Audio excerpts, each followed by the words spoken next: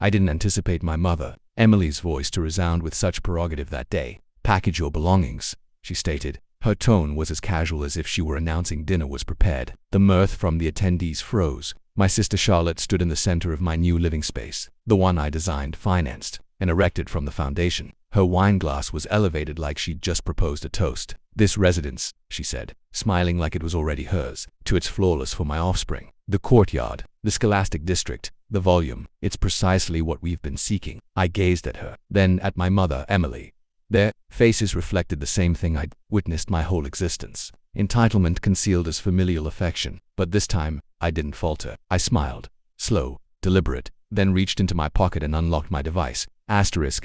Before I commenced packing, I said, "You might want to examine this," and that's where my story truly commences. At 18, I comprehended that kinship isn't defined by lineage, it's defined by devotion. And my family had none. When I was accepted into the institution, I was ecstatic, a full scholarship, an avenue of escape. But the night before I departed, I discovered my valise discarded outside the abode, my garments scattered across the lawn like refuse. Mother Emily's voice reverberated through the entryway. "You're 18 now, time to sustain yourself. We can't continue nourishing you when your sister has progeny to tend to." Charlotte. We stood behind her, arms crossed, feigning to look apologetic. She wasn't. She was already relocating her possessions into my previous chamber. That evening, I slept in my automobile. The subsequent morning, I drove to the academy with everything I possessed in a disposal sack. That was the day I vowed to myself. One day, I'll possess an abode no one can seize. Fast forward 12 years, I'd prospered. Technology contracts, investments, protracted evenings constructing something from nothing. When I ultimately acquired my residence, $960,000, all mine, I thought perhaps, just perhaps they'd perceive I wasn't the surplus expenditure anymore. I extended them an invitation to the housewarming because I desired tranquility, closure, perhaps. But old customs are tenacious. A week prior to the function, I overheard Charlotte on the telephone. When she believed she was on mute during a familial group communication, Mother Emily inquired, "Did you persuade him yet?" Charlotte chortled, "Oh, he's compliant. We'll just induce guilt in him as always. Once Mom commences weeping, he'll submit. He always does." I didn't terminate the call. I attended to every phrase. That's when I determined peace wasn't what I desired any longer. Justice was. I didn't shout. I didn't confront. I incorporated one provision to the property title,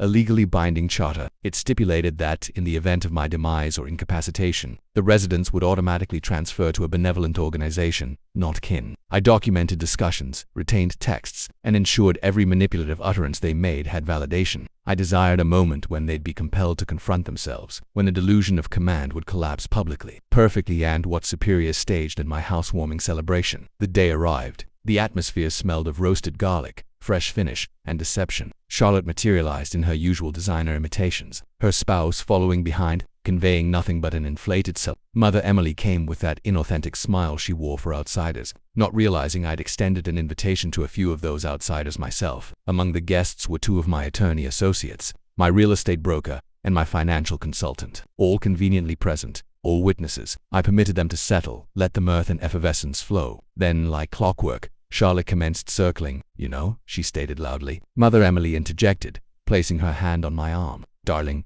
you don't necessitate all this volume. It's excessive for one person. You can always obtain something smaller." Then came the key phrase, "Package your belongings," she said with that finality I recollected from 18. "Permit your sister to relocate. Be a virtuous brother." And that's when I smiled. I turned to the assembly, half my guests feigning not to eavesdrop, the other half wide-eyed. "Humorous you mentioned that, Mom," I began, calm but precise.